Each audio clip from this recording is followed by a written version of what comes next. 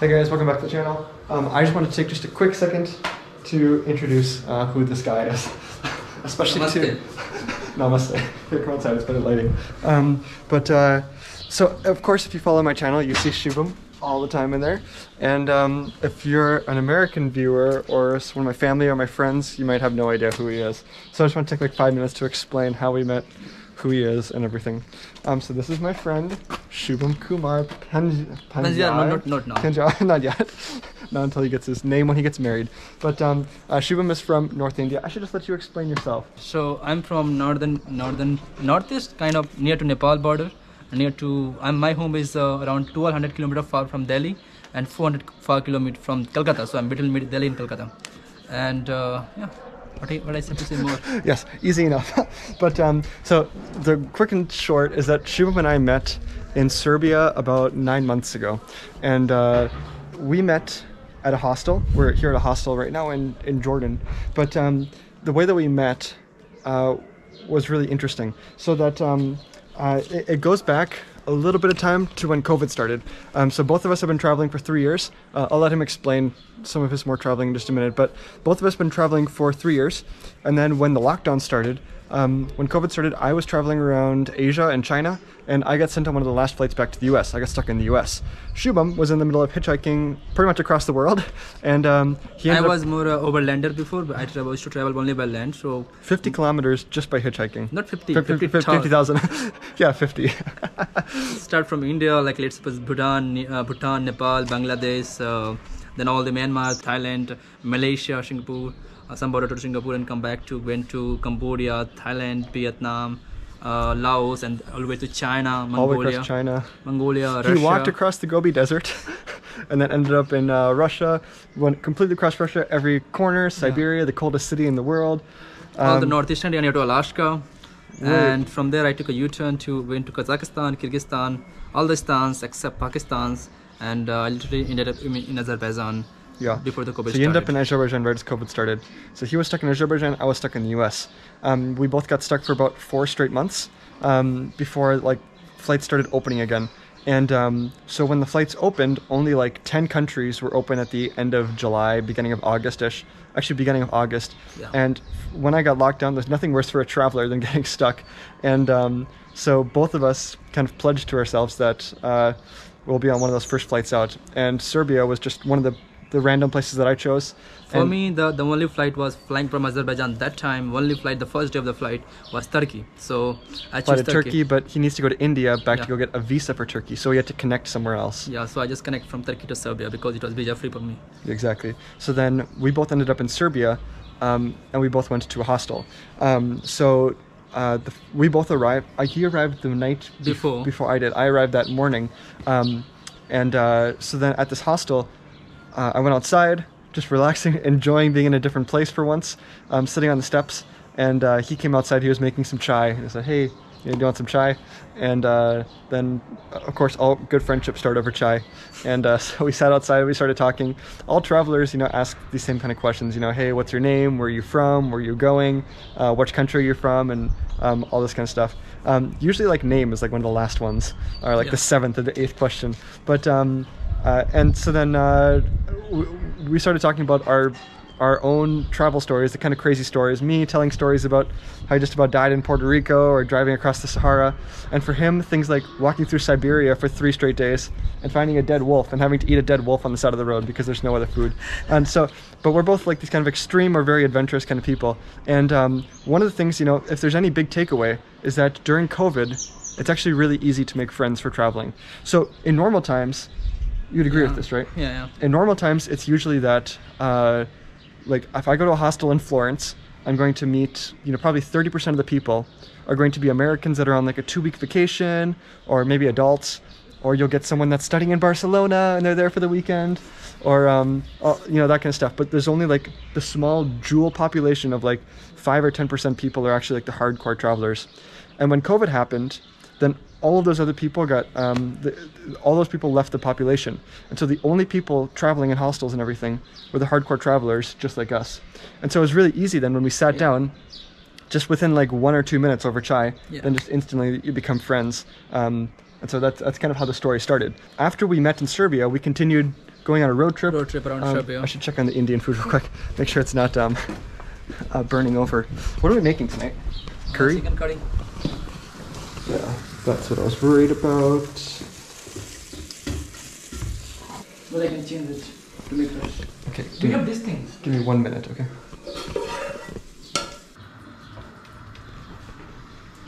Okay, so he's making something else now with mushrooms. I don't really like mushrooms. My dad eats them. Generally it happens when you get something you don't like that thing. I think that's always how it works.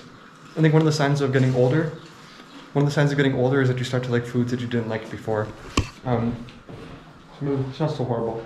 Anyway, oh, that is actually bad. The aftertaste. I feel like I'm eating a foot. Anyway, so about how then we started solidifying this friendship and what brings us all the way here 9 months later. So then, when we met in Serbia, we decided over the next few days that we were going to go on a road trip. So rented a vehicle. Of course, it's easy for me to rent cars as an American because I can just use my passport. For Indians, it's not so easy. Also, Shubham doesn't know how to drive because he left home just as like the driving age starts. Anyway, so then we rented a car and spent the next week driving around Serbia, going to some medieval castles and a whole bunch of crazy run-ins. Funny things happened. Our car just about fell into a ditch and all kinds of funny stuff. Oh my God, yeah. And we just really enjoyed the adventures. And so then we ended up splitting about a week and a half after that because I was going off to Belarus to go chase some dictatorship protests. And Shubham stayed there in Serbia to keep backpacking. And we stayed in touch. And about 1 month later, then we were just chatting and he told me, hey, you know, I'm deciding to go to Tanzania next. It's my next move. And I figured, hey, I don't have any plans, so I can go with. And so we decided to go meet in Zanzibar. And Tanzania is like the land of adventure. You agree with that? Yeah. So many funny things that we were doing. So many great things that happened. And so then everything from like we rented a car and went driving through the Serengeti. We got stuck in the Serengeti overnight. I mean, almost ran into a hippo. We went into the villages, meeting with tribes that had never seen foreigners before. And we really enjoyed it. And then after like 3 weeks, then it was time for me to go back home. I had to go back home for a wedding and some other stuff to go vote. And we stayed in touch. And then, I know, we pretty much talked every day after Tanzania. Yeah. And then we decided, we were trying to figure out where to spend the New Year. And Ukraine just ended up being the lucky one in the middle. Actually, this is our friend Anna from Ukraine. She was with us on... Anna from Ukraine. Anna from Ukraine. Then Shubham and I met over in Ukraine because for the New Year, we thought, you know, the best place to celebrate the New Year's, it needs to be a country that has alcohol free flowing and a place where we get a really unique experience. And Ukraine was the right choice. And we didn't really know what our plan was. And I don't know, just life just keeps happening and keep going. And that's what brings us here 5 months later to Jordan in the Middle East. Yeah, let's go this country, let's try this video, let's try this video, let's try this video. It happens with Sudan or Afghanistan, we just tried it. Well, I think one of the important reasons that we very quickly became friends is because we had a penchant, you know that word? A penchant for going to some really crazy places. And it's crazy enough, so like over the last few months we went to Sudan, Afghanistan, and Ethiopia also. I mean, just lots. Sudan and Afghanistan are definitely places you don't really go by yourself. All the stands too. Yeah. The stands, Kyrgyzstan, Uzbekistan. So usually you don't go by yourself. And the best person to go with is another person that's a hardcore traveler, just like the two of us. And so after we finished Ukraine, we're just thinking, oh, okay, let's try to go to Sudan next. And at that point, we also got the visa for Afghanistan, and just one thing led to another, and that's what brings us here. But overall, you know, it's interesting. I'm gonna move out here now. I'll let you finish. You finish your cooking. You know what I like about you guys?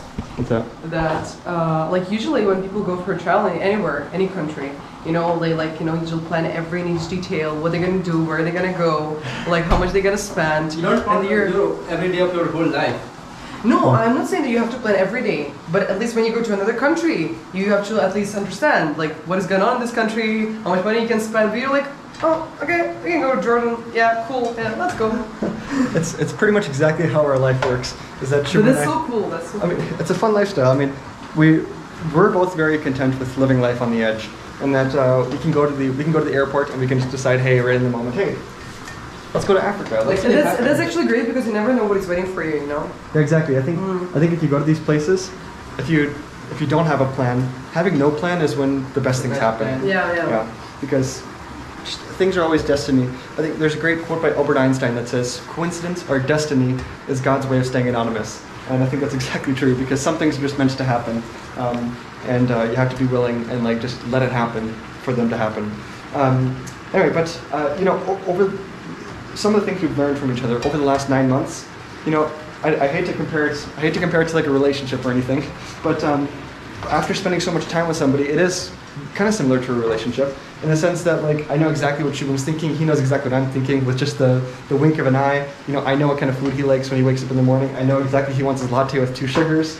You know, but beside those kinds of things, one of the, you know, you start to learn what things each other is good at. Shubham is really good at finding things that are just really crazy off the wall. You know, if we're driving by and he sees a kid playing soccer, hey, stop the car, let's go play soccer.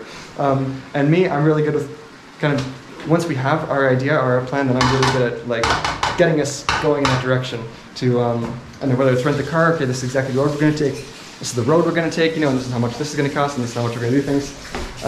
But Shubham, Yeah. what do you think about me after traveling for so long? You're stupid. Ouch. There's a better answer. Come on, there's a better answer. Good joke. Shubham has taught me so much valuable Hindi. I speak almost every single. I can't say it here, but I know almost every single bad word in Hindi. Shubham is learning all the amazing variations of English bad words. But you know, one thing that's kind of interesting is that after spending so much time together, Shubham's English has improved a lot just from hearing me speak. And I can prove it. And even her for just a little bit. But I mean, that's when he just came to Azerbaijan for the first time. So when he was not talking to us at all. But then when he restarted like making friends, his English was so fucked up. Like, you know, like, I mean, not really good at all. So when I met him... Yeah, the real quick intro there is that Anna was with Shubham in Azerbaijan during the lockdown for 4 months. Yeah, for 4 months. Like, we spent in the lockdown just sitting in one place in this small hostel where we're 15 people, one place, all the foreigners. That was actually good. But his English was not really good at all. So then when I met him after so many months, and he started talking this like proper English, I was really shocked. Yeah, and you know, it's also funny because Shubham never like, I mean, yes, he learned English in school, but also a lot of the Hindi that he speaks is translating it directly from Hindi into what English is. So for instance, Shubham has all of his great sayings, like he likes to say max to max. Max to max. Or any Hindi speaker says jada to jada. Chalo ek kaam karte hain, let's do one thing. We can do one thing. Or it's just funny things like this. So I correct him into what the actual English is. But you know, I'd expect after 9 months that I would speak more Hindi. I can just understand very functional Hindi, and we meet so many Indian people that I can understand the context of what they're speaking about. But I'd say I probably learned more Russian from Shubham than anything else, which is actually kind of funny. Anna, of course, is Ukrainian, speaks Russian as well. And so she taught Shubham how to speak Russian. Shubham taught me the Russian. So now my language is all screwed up. Now besides speaking English, a little bit of German, now I'm also always like throwing in little flicks It actually sounds so nice whenever we have a conversation and we're like just have to go somewhere. She also speaks Hindi. She also speaks some Hindi. Oh yeah. Yes, it's like so whenever we have to go somewhere, you just mix like Hindi, Russian, and English. Like, okay, хорошо, давай, let's go. Ciao. What do you think? You know, beside the good things about Shubham and I traveling together, what are the bad things about us traveling together? The first thing, that he doesn't like to wake up. Okay? Yeah. Shubham really loves to wake up at 2 p.m. At 2 or 3 p.m. and it's okay for him. I cannot do like that. I cannot live my life like that. I will be like fucked up. Yeah, I will live like this kind of life. I mean, sometimes it's just because he's awake for no reason. Other times he's up until like 7 a.m. editing or something, editing some videos. But you guys are super. I'm telling you, like you would not be able to spend that much time with each other, like without being similar. So yeah, true. So you guys are like, you're a really good couple. You have to cut this. No. Just for the record, everybody, Shubham and I are not in a relationship. I mean, this is kind of a relationship. It kind of is a relationship. Because you spend 24/7 with each other, so it isn't a relationship. Yeah, it doesn't mean that's there true. should be something But romantic, it's you just know. because Anna is my girlfriend, so how can we? I'm your ex-girlfriend. I'm not Oh, okay. Shubham, here's a better question. Have we ever gotten into a fight? Not Actually, this is the really. question which I ask you as well, and Steve also asks this question, No. because usually when you're like 24/7 with each other, this should happen, you know? Like you should start to know each other when somebody is in a bad mood or something like that. No, for me, I have a better solution. So whenever I am angry with someone, I just started speaking Hindi, and he don't understand Hindi. So whenever I had a fight, Now I understand all the bad words. Now I understand. But you know, I don't think in the last, you know, of the 9 months we've been traveling together, traveling together for like 7 months, I'd say. That in that entire time, I don't think we've ever actually had like a proper fight. I think we both got in like a little bit like, you know, a little moody one day. But like everybody gets a little bit moody by themselves. It's not because the other person did anything. So that's why you're a good couple. Yeah. Because I mean, better than us. Yes, because you two are dating, Nothing could be obviously. better than us. Nothing. But so the other question is, yes, I'm gonna wrap this up now. But since we're reaching like the 6 months, I'm going home in the next few weeks. Shubham also is going home. But Shubham, the question is, here, come inside, eat your orange. The question is, how much longer do we travel together? What comes next? What comes next country? What comes next? Yeah, what are the next plans? I don't know. I'm going to Ukraine. I stay there for 2-3 days. I can go anywhere I want. I just book the next flight. I can go. Same thing for me. I just This is what I love about So you. one thing I should also tell about traveling for a long time with someone. It's very fucking comfortable. It's very comfortable. it gets almost too comfortable. Yeah, and because it's so comfortable. I don't know. You don't need to talk with someone. So this is the worst thing about traveling with someone. Exactly. I mean, yeah, there's it's good and bad because we have so many shared stories, so many shared experiences. Most importantly, same like shared characters. Yeah. You know, so we can say, hey, do you remember so and so in Tanzania 7 months ago? And haha, you remember the entire story. But also, like, there gets to be a point that now, like, we can go the entire day and we can just be. It's just like, you know, like you'd imagine in a relationship after 9 months, you can be in the same car driving somewhere and you just sit there silent for 4 hours. Because you know everything they're gonna say, you know everything they're gonna be thinking, you know, and that kind of stuff. So, and also like you don't get the urge to go try new things because you get so comfortable. When you're by yourself, you have to rely on other people. You have to talk to new people. You have to be open to trying new things. You know, here just in Jordan, if we were by ourselves, we would have very different experiences. Like me, I'd probably be out driving somewhere right now, and Shubham would just be staying in the hostel for like the next month, or he'd be walking around the city. But anything else we need to wrap up in here? No, everything is covered.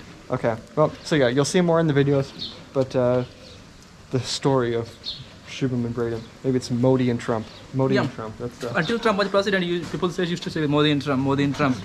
Modi, Trump and Putin. Modi. Yes. Putin. Yeah. No, Zelensky. Zelensky. No, You said something about Putin. She's Ukrainian. Come on. If I hear word Putin, I always come out. Putin. Modi, Trump and Putin. I'm Putin. Yeah. Exactly the way it goes. Anyway, have a good night, guys. We're gonna go eat some Indian food.